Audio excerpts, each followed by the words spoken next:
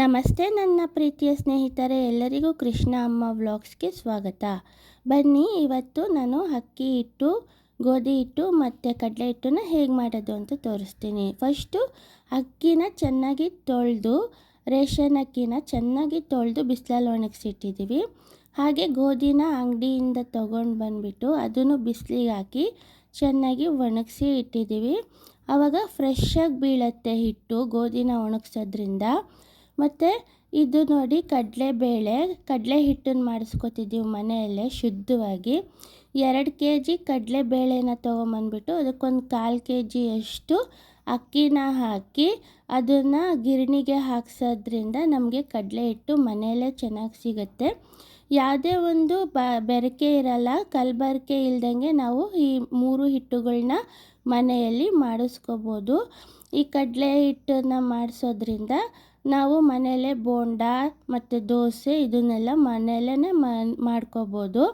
ನೋಡಿ, ಇವಾಗ ಈ 3ನೂ ನಾನು ಗಿರಣಿಗೆ ತೊಗೊಂಡೋಗ್ಬಿಟ್ಟು ಮಿಲ್ ಮಾಡಿಸ್ಕೊಂಡು ಬರ್ತಾಯಿದ್ದೀನಿ. ಇವಾಗ ಗಿರಣಿಗೆ ಹೋಗಿ ಹಿಟ್ಟು ಹಾಕಿಸ್ಕೊಂಬಂದೆ. ನೋಡಿ ಎಷ್ಟು ಚೆನ್ನಾಗಿದೆ ಅಕ್ಕಿ ಹಿಟ್ಟು ಅಂತ.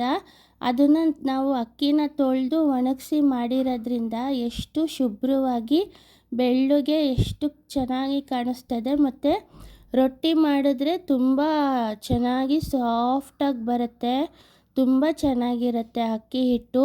ಮತ್ತು ಬೇಗ ಹಾಳಾಗೋದಿಲ್ಲ, ನಮಗೆ ತುಂಬ ದಿವಸ ಬಾಳಿಕೆ ಬರುತ್ತೆ, ತುಂಬ ಚೆನ್ನಾಗಿರುತ್ತೆ. ಮತ್ತು ಇದು ಗೋಧಿ ಹಿಟ್ಟು ನಿಮಗೆ ಗೊತ್ತಿದೆ ಅಲ್ವಾ, ಈಗ ಎಲ್ಲ ಪ್ಯಾಕೆಟಲ್ಲಿ ತೊಗೊಂಡ್ರೆ ಎಷ್ಟು ಕಲಬೆರಕೆ ಇರುತ್ತೆ ಅಂತ. ಈ ರೀತಿ ನಾವು ಒಂದು 5 kg ಗೋಧಿನ ತೊಗೊಂಬಂದು ಬಿಸಿಲಿಗೆ ಹಾಕಿಸಿ ಮಿಲ್ ಮಾಡಿ ಇಟ್ಕೊಳೋದ್ರಿಂದ ನಮಗೆ ತುಂಬ ಚೆನ್ನಾಗಿ ಆರೋಗ್ಯಕರವಾದ ಗೋಧಿ ಹಿಟ್ಟು ಸಿಗುತ್ತೆ. ಮತ್ತು ಕಡಲೆ ಹಿಟ್ಟು ಅಷ್ಟೇ, ಅದರಲ್ಲೂ ಪ್ಯಾಕೆಟಲ್ಲಿ ಬೆರಕೆ ಎಲ್ಲ ಮಾಡ್ತಾರೆ. ನಾವೇ ಈ ರೀತಿ ಕಡಲೆಬೇಳೆ ತಂದು ಒಂದು 1/4 kg ಅಕ್ಕಿನ ಮಿಶ್ರಣ ಮಾಡಿ ಪೌಡ್ರು ಮಾಡಿ ಇಡ್ಸ್ಕೊಳೋದ್ರಿಂದ ನಮಗೆ ಕಡಲೆ ಹಿಟ್ಟು ಕೂಡ ಶುಭ್ರವಾಗಿ ದೊರೆಯುತ್ತೆ, ಬೇಗ ಹಾಳಾಗೋದಿಲ್ಲ, ತುಂಬ ಚೆನ್ನಾಗಿ ಬಾಳಿಕೆ ಬರುತ್ತೆ. ಬಹಳ ರುಚಿಯಾಗಿ ನಾವು ಇದರಲ್ಲಿ ಬೋಂಡ ಮತ್ತು ಕಡಲೆ ಹಿಟ್ಟಿನ ದೋಸೆ ಇದನ್ನೆಲ್ಲ ಮಾಡ್ಕೊಂಡು ತಿನ್ಬೋದು. ನಮಗೆ ತುಂಬ ದಿವಸ ಬರುತ್ತೆ, ಚೆನ್ನಾಗೂ ಇರುತ್ತೆ. ಕಡಲೆ ಹಿಟ್ಟಿಗೆ ಈರುಳ್ಳಿ, ಮೆಣಸಿನ್ಕಾಯಿ, ಕೊತ್ತಂಬರಿ ಸೊಪ್ಪು ಅದನ್ನೆಲ್ಲ ಹಾಕಿಬಿಟ್ಟು ಕಲಿಸ್ಬಿಟ್ಟು ದೋಸೆ ಹಾಕ್ಕೊಂಡು ತಿನ್ನೋದ್ರಿಂದನೂ ಕೂಡ ಭಾಳ ರುಚಿಯಾಗಿರುತ್ತೆ. ಇದೇ ರೀತಿ ನೀವು ಕೂಡ ಮನೆಯಲ್ಲಿ ಶುದ್ಧವಾಗಿ ಅಕ್ಕಿ ಹಿಟ್ಟು ಮತ್ತು ಗೋಧಿ ಹಿಟ್ಟು ಮತ್ತು ಕಡಲೆ ಹಿಟ್ಟು ಇದನ್ನೆಲ್ಲ ಮಾಡಿಸ್ಕೊಳ್ಳಿ, ತುಂಬ ಚೆನ್ನಾಗಿರುತ್ತೆ, ಆರೋಗ್ಯವಾಗಿರುತ್ತೆ. ನಮ್ಮ ಕೃಷ್ಣ ಅಮ್ಮ ವ್ಲಾಗ್ಸ್ನ ಇನ್ನೂ ಸಬ್ಸ್ಕ್ರೈಬ್ ಮಾಡದೆ ನೋಡ್ತಿದ್ರೆ ದಯವಿಟ್ಟು ಒಂದು ಸಬ್ಸ್ಕ್ರೈಬ್ ಮಾಡಿ, ಸಪೋರ್ಟ್ ಮಾಡಿ, ಲೈಕ್ ಮಾಡಿ, ಶೇರ್ ಮಾಡಿ, ಕಮೆಂಟ್ ಮಾಡಿ.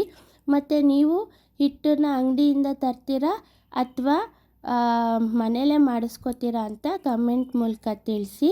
ಧನ್ಯವಾದಗಳು.